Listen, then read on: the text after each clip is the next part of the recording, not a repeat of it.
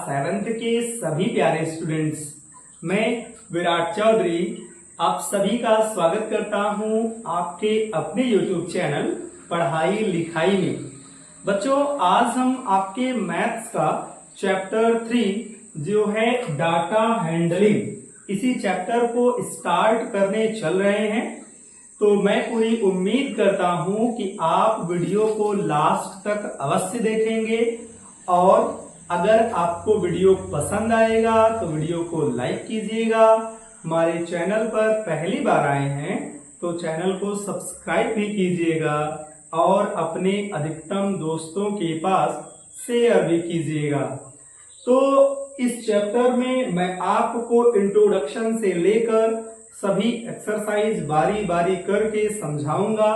आपका काम है कि आप ध्यानपूर्वक वीडियो को देखें, एक एक चीज को समझने की कोशिश करें और मैं गारंटी देता हूं कि आपको हर छोटी से छोटी चीज, बड़ी बड़ी चीज, हर चीज समझ में आ जाएगा। ठीक है, तो बिना देरी किए चलिए वीडियो शुरू करते हैं। बेटा, जैसा कि चैप्टर का नाम है डाटा हैंडलिंग। डाटा हैंडलिंग का मतलब होता है डाटा को हैंडल करना। अब ये डाटा क्या होता है, हैंडल करना क्या होता है, सब कुछ हम तुमको बताएंगे, तुम केवल बने रहो। तो सबसे पहले इस चैप्टर में बात करते हैं ऑब्जर्वेशन। ऑब्जर्वेशन का हिंदी होता है प्रेक्षण। प्रेक्षण का मतलब होता है या ऑब्जर्वेशन का मतलब होता है जो कछु हम अपने आंख से देखते हैं, जो कछु भी हम अपने सामने अपने आंख से देख रहे हैं, सब कुछ ऑब्जर्वेशन करना है। लेकिन ध्यान देना, इसमें अंतर ये है कि जब हम इस टर्म का यूज करते हैं तो हम किसी भी चीज को बड़े ध्यान पूर्वक देखते हैं, उसको बोलते हैं ऑब्जर्वेशन करना। जैसे मैं कहूं कि जाओ और अपने गांव में कुछ ऑब्जर्वेशन करो, कुछ ऑब्जर्व करो, तो तुम जाओगे अपने गांव में, इधर उधर देखोगे, तुम्हें घर दिखाई देगा, पेड़ पौधे दिखाई देंगे, जानवर, मानव, बच्चे सब दिखाई देंगे। ये सब तुम्हारा ऑब्जर्वेशन है। क्या बात समझ में? ऑब्जर्वेशन क्या है? अब बात करते हैं, सेकंड पॉइंट है हमारा डाटा। डाटा क्या होता है बेटा? तो यही जो तुम ऑब्जर्वेशन किए हो ना, इसी का कलेक्शन ही हमारा डाटा कहलाता है। यानी जो कुछ तुम ऑब्जर्वेशन करते हो उसी का कलेक्शन जब तुम कर देते हो तो उस कलेक्शन को हम एक डाटा बोलते हैं। जैसे मैंने कहा, तुम अपने गांव में जाओ और जरा देखो कितने घर हैं, तो तुम गए और गांव में गिन लिए, सर मेरे गांव में 25 घर हैं। तो तुमने पहले ऑब्जर्वेशन किया घरों का, उन्हें काउंट किया, फिर तुमने एक आंकड़ा बनाया और वही क्या कहलाएगा? डाटा कहलाएगा। मैंने कहा चलो जाओ और देखो कितने घर हैं और कितने कच्चे घर हैं, कितने पक्के घर हैं और तुम्हारे गांव में कितने पेड़ हैं। तो तुमने सब ऑब्जर्व किया, ऑब्जर्व कर लिया, उनका कलेक्शन किया और कलेक्शन करके मेरे सामने रिप्रेजेंट किया, तो वही क्या कहलाएगा? डाटा कहलाएगा, तुम्हारे गांव का डाटा कहलाएगा।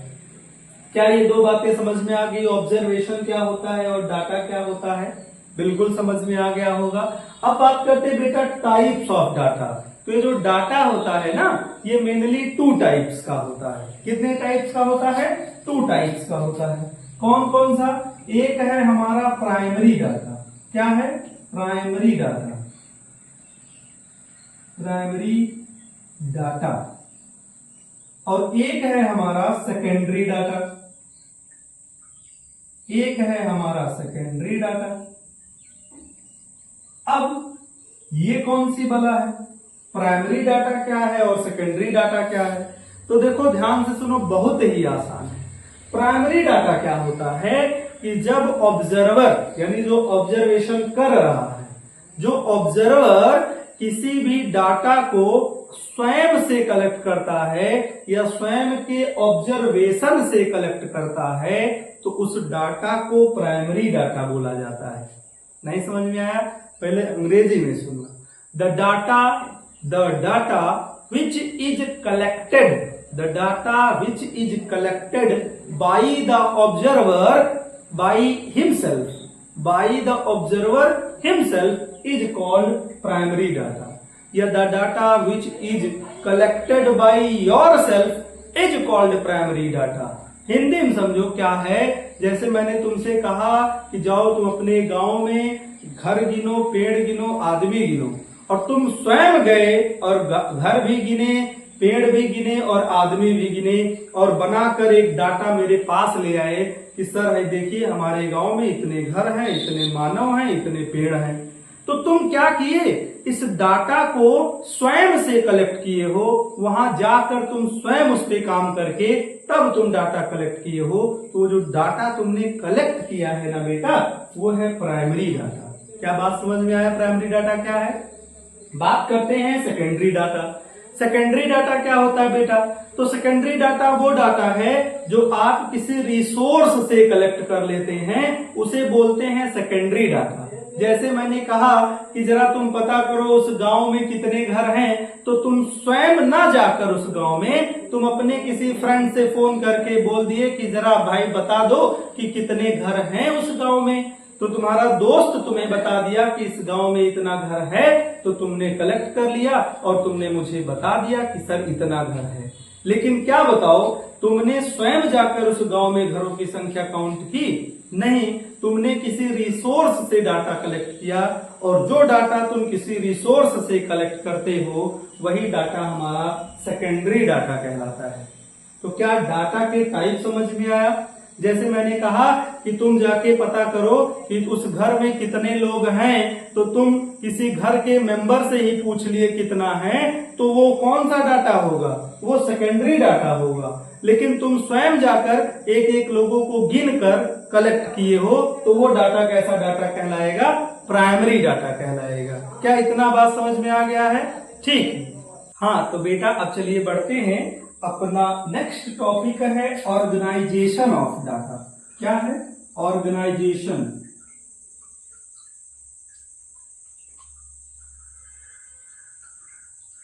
Organisation of data. अब ऑर्गेनाइजेशन ऑफ डाटा क्या होता है ये समझो। जैसे जो तुमने डाटा कलेक्ट किया ना, उस डाटा को भाई ऑर्गेनाइज भी तो करना है। मतलब ऐसे कुछ भी कहीं लिखा गया हो, कुछ डाटा जैसे पेड़ की संख्या, फिर तुमने गांव की कच्चे मकान, फिर पक्के मकान, ऐसे सब मिला जुला दिया है, तो उसे अरेंज करना पड़ेगा। उसे क्या करना पड़ेगा? ऑर्गेनाइज करना पड़ेगा। और ऑर्गेनाइज करने वाले प्रोसेस को ही हम क्या बोलते हैं? Organisation of data. क्या बात समझ में? ऑर्गेनाइजेशन ऑफ डाटा क्या होता है? तो ऑर्गेनाइजेशन ऑफ डाटा के 3 तरीके हैं। पहला तरीका है, ध्यान से सुनना, सीरियल ऑर्डर। Serial order. दूसरा है बेटा असेंडिंग ऑर्डर। असेंडिंग ऑर्डर यानी किसी भी डाटा को इन 3 तरीकों से हम क्या करते हैं? ऑर्गेनाइज करते हैं। एक तीसरा है डिसेंडिंग ऑर्डर। Descending order. तो ये 3 तरीके हैं, जिन तीनों तरीकों से हम किसी डाटा को ऑर्गेनाइज करते हैं। अब बात करते हैं सीरियल ऑर्डर क्या होता है। तो सीरियल ऑर्डर में क्या करते हैं बेटा? जैसे मैं एक डाटा लिख दे रहा हूं, फिर तुम्हें तीनों चीजें समझाता हूं। जैसे मैंने कहा कि तुम गांव में गए और तुमने पता किया कितने घर हैं, ठीक? तो तुम ऐसे गिनते चले गए कि एक गांव में हम गए तो वहां पर 4 घर थे, दूसरे गांव में गए तो 2 घर थे, एक घर में गए तो 13 घर थे, एक गांव में गए तो 16 घर थे, एक गांव में गए तो 7 घर था, एक गांव में गए तो 4 घर था, एक गांव में गए तो 1 घर था, एक गांव में गए तो 5 घर था, एक गांव में गए 4 घर था, फिर गांव में अगले में गए तो फिर तुमको वहां मिल गया 7 घर, एक गांव में गए 9 घर मिल गया, फिर अगले गांव में गए 4 घर मिल गया, अगले में गए तुम्हें मिल गए 15, अगले में गया तुम्हें मिल गया एक गांव में गए तुम वहां मिल गए 5 घर। ये तुम क्या किए? एक डाटा कलेक्ट किए कि पहले एक गांव में गए वहां 4 घर, दूसरे गांव में इतना घर, इतना घर, इतना घर, इतना घर, ऐसे करके तुमने डाटा कलेक्ट कर लिया। अब मैंने कहा जरा इन्हें सीरियल ऑर्डर में तो रखो, तो ये सीरियल ऑर्डर में तुमने लिख दिया है। क्योंकि जैसे जैसे तुम डाटा कलेक्ट किए, जिस सीरियल में डाटा कलेक्ट किए बेटा, उसी सीरियल में तो तुम लिखे हो कि तुम जो से सबसे पहले जिस गांव में गए उसी का डाटा लिखे हो। लेकिन अगर तुम इसको ऐसे लिखे होते कि बाई चांस यह वाला डाटा यहाँ लिख दिए होते, फिर चौथे जहां गांव में गए थे उसका डाटा यहाँ लिख दिए होते, तब वो सीरियल डाटा सीरियल ऑर्डर में नहीं होता। ये सीरियल ऑर्डर में ही लिखा गया है कि तुम जिस गांव में गए उसका डाटा पहले लिखे, उसके बाद जिस गांव में गए फिर उसका डाटा लिखे, फिर उसके बाद जिस गांव में गए उसे उसका डाटा लिखे। तो ये तो सीरियल ऑर्डर में ही लिखा गया है। ये किस ऑर्डर में लिखा गया है बेटा? सीरियल ऑर्डर में। ठीक है। लेकिन अगर इसी को हमें लिखना हो असेंडिंग ऑर्डर में, असेंडिंग ऑर्डर में, तो देखो असेंडिंग ऑर्डर और डिसेंडिंग ऑर्डर तुम ना पढ़े होगे, लेकिन अगर नहीं पढ़े हो तो समझ लो। असेंडिंग ऑर्डर मतलब क्या होता है? लोवेस्ट टू हाईएस्ट, यानी सबसे कम से सबसे ज्यादा की तरफ। कम से ज्यादा यानी ऐसे, यहां से धीरे धीरे धीरे धीरे ऊपर, यानी छोटी संख्या से बड़ी संख्या की तरफ। तो असेंडिंग ऑर्डर में अरेंज करना है तो सबसे पहले छोटी संख्या। छोटी संख्या इसमें क्या है? देखो 1 है, लिख दिया 1। और क्या है? 1 के बाद देखो एक और 1 है तो उसको भी लिख दिया, और 1 तो है नहीं। 1 से बड़ा होता है 2, क्या 2 है? हाँ 2 है। 2 और है? नहीं है। 3 है, पूरे डाटा में नहीं है। 4 है, देखो 4 है, लिख दिया। फिर 4, फिर एक और 4 है, लिख दिया। एक और 4 है, लिख दिया। एक और 4 है, लिख दिया। अब 4 नहीं है। 4 से बड़ा क्या होता है? 5 यहाँ है तो लिख दिया 5 और कहीं है 5 और यहाँ पे भी है 5, लिख दिया। ये असेंडिंग ऑर्डर है, छोटे से बड़ा। फिर अभी 5 हो गया, फिर 6 है, क्या 6 नहीं है। 7 है, 7 एक यहाँ है और एक यहाँ है तो 2 7 है तो दोनों 7 भी लिख दिया। 8 है बेटा, क्या 8 नहीं है। 9 है, क्या 9 एक है तो लिख दिया 9। 10 है नहीं, 11 है नहीं, 12 है नहीं, 13 है, 13 लिख दिया। 13 से बड़ा फिर क्या है? 15 है तो 15 लिख दिया। और 15 से बड़ा फिर क्या है? 16 है। तो ये तुम्हारा हो गया असेंडिंग ऑर्डर में। तो किसी डाटा को असेंडिंग ऑर्डर में करना समझ में आया? कैसे करेंगे? सबसे पहले छोटी डाटा, फिर उससे बड़ी डाटा, फिर उससे बड़ी डाटा और सबसे बड़ी डाटा सबसे लास्ट में। ये हो गया असेंडिंग ऑर्डर। अब बेटा इसी का बिल्कुल अपोजिट है क्या? Descending order.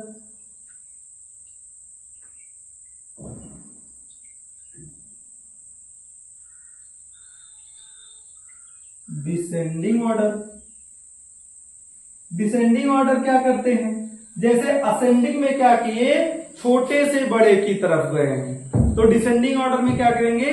बड़े से छोटे की तरफ आएंगे, यानी सबसे बड़ी संख्या को पहले और सबसे छोटी संख्या को सबसे बाद में। तो देखो सबसे, अब तो तुम असेंडिंग पा गए, उसी का उल्टा कर डालो तो डिसेंडिंग हो जाएगा। तो सबसे पहले 16, फिर लिख दिया 15, फिर लिख दिया 13, फिर लिख दिया 9, फिर लिख दिया 7, फिर लिख दिया 7, फिर लिख दिया 5, फिर लिख दिया 5, फिर 4, 4, 4, 4, 2, 1 और 1। ये हो गया डिसेंडिंग ऑर्डर में। क्या डाटा का ऑर्गेनाइजेशन तुम्हें समझ में आया? डाटा को ऑर्गेनाइज 3 वे में किया जा सकता है। एक वे है सीरियल ऑर्डर, एक वे है असेंडिंग ऑर्डर, एक वे है डिसेंडिंग ऑर्डर। समझ में आया? अब सुनो, जब किसी डाटा को असेंडिंग या डिसेंडिंग ऑर्डर में कर दिया जाता है बेटा, तो इन्हें बोला जाता है एरे। क्या बोला जाता है? एरे बोला जाता है। एरे या एरेड बोला जाता है। क्या बोला जाता है? एरेड। एरे या एरेड बोला जाता है कब? जब किसी डाटा को असेंडिंग या डिसेंडिंग ऑर्डर में कर दिया जाता है तो उसे एरे बोला जाता है। बात समझ में आया? ठीक है।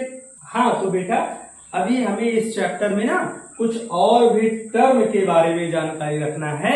अच्छा एक बात बताओ, अभी तक जितना हम तुमको पढ़ाए सब समझ में आया है ना? अरे आया क्यों नहीं होगा? हाँ अगर नहीं आया ना तो घूम फिर के एक बार और देख लो, आ जाएगा। ठीक, तो बेटा ये फ्रीक्वेंसी क्या है, टेलीमार्क क्या है, रेंज क्या है, हम सब तुमको बता रहे हैं। ध्यान से सुनो। फ्रीक्वेंसी क्या है? फ्रीक्वेंसी का हिंदी होता है बारंबारता। क्या होता है? बारंबारता। बारंबार, बारंबार, बारंबारता। बारंबार माने बार बार, कई बार, ता मतलब आता है। जो जितनी बार आता है, जितनी बार आता है वही उसकी फ्रीक्वेंसी कहलाती है। जो जितनी बार आता है वही उसकी फ्रीक्वेंसी कहलाती है। जैसे जब तुम स्कूल पढ़ने आते हो तो स्कूल आने की और स्कूल जाने की फ्रीक्वेंसी कितनी है? एक एक है, क्योंकि स्कूल पे एक बार आते हो और स्कूल से एक बार घर जाते हो दिन भर में, तो दिन भर में फ्रीक्वेंसी स्कूल आने की एक और जाने की दुई है। नहीं समझे? कोनो बात नहीं।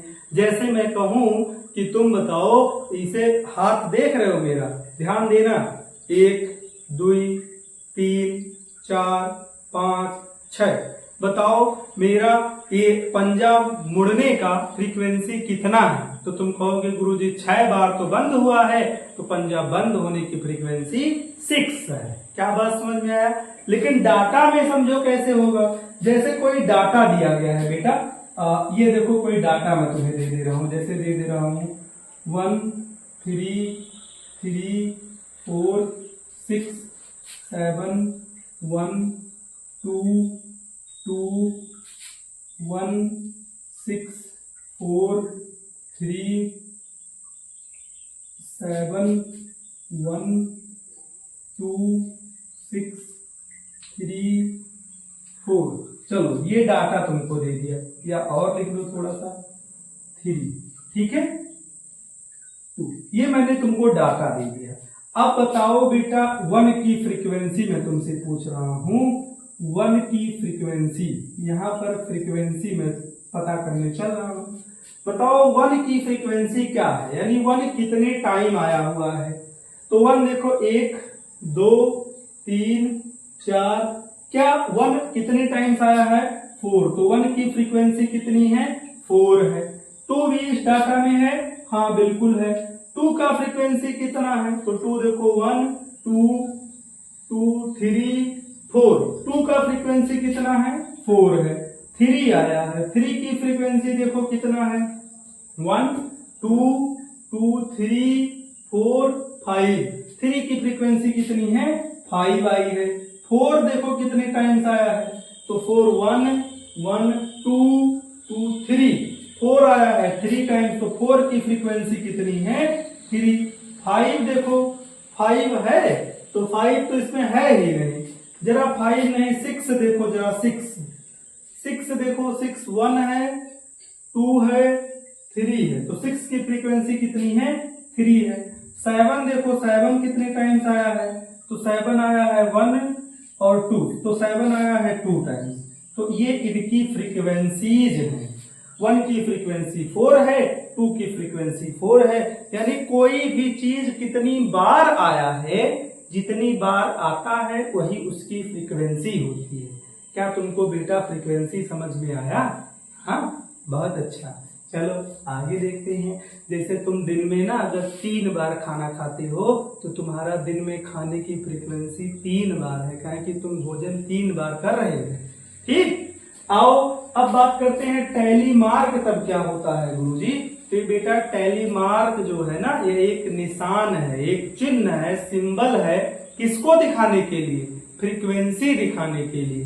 तो this is a symbol to show the frequency, यानी फ्रीक्वेंसी दिखाने के लिए यह एक सिंबल है। कैसे गुरुजी इसको करते हैं? तो हम है तुमको बता रहे हैं, यहाँ हम बता रहे हैं तुमको टेलीमार्क बनाना, टीएम टेलीमार्क। ध्यान देना, टेलीमार्क कैसे बनाते हैं बेटा? जितना फ्रीक्वेंसी है उतनी लाइन खींच देते हैं, टेलीमार्क बन जाता है। लेकिन इसमें कुछ और है, वो अभी थोड़ी देर में समझो। जैसे यहाँ इसकी 1 की फ्रीक्वेंसी कितनी है? 4, तो 4 हमें टेलीमार्क बनाना है, तो हम करेंगे 1 2 3 4, ये टेलीमार्क बन गया। उतना लाइन खींच देना, उतना पाई खींच देना है। 4 है, इसका भी टेलीमार्क 1 2 3 4, 5 है, यही समझना। तो 1 2 3 4 और ये बोल गया खींच दे 5, नहीं नहीं बबुआ, 4 खींचने के बाद 5 वाली जो लाइन खींचनी है वो हमें ऐसे सबको कट करते हुए खींचना है, एक कोने से लेकर दूसरे कोने तक। ये हो गया 5 फ्रीक्वेंसी का टैली मार्क। बात समझ में आया? 3 का बनाना है तो 1 2 3 हो गया, 3 का बनाना है तो 1 2 3 हो गया, 2 का बनाना है तो 2 हो गया। लेकिन गुरुजी अगर कोई संख्या 9 है, उसकी फ्रीक्वेंसी मतलब 9 है, तो 9 का टैली मार्क कैसे बनाएंगे? आओ लल्ला देखो, 1 2 3 4 हो गया। अब हमें क्या करना है? 5 बनाना है, तो 5 मैंने कहा एक कोने से दूसरे कोने मिला दो, 5 हो गया। अभी और बनाना है क्योंकि 9 है, तो 6 7 8 9 बन गया। अब तुमने यहाँ देखा क्या? देखा ये कि जब 5 से अधिक बनाना हो या 5 बनाना हो तो हम एक तिरछी लाइन खींचने के बाद फिर आगे बढ़ते हैं और उन दोनों के बीच में थोड़ा गैप रखते हैं। फिर ये 4 गिन लिया तो 5 यहाँ, 4 यहाँ, 9 हो गया।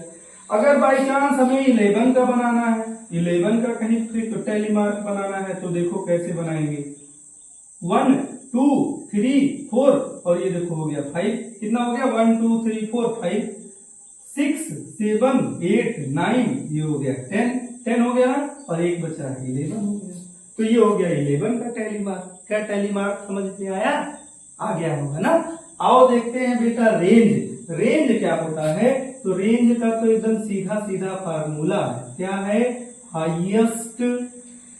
Highest value minus lowest value, highest value minus lowest value.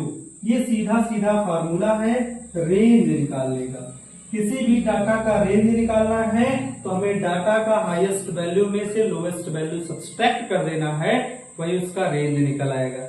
जैसे देखो ये गिवन डाटा है, इस गिवन डाटा का हमें रेंज निकालना है, तो चलो रेंज तुमसे बताते हैं कैसे रेंज निकालेंगे।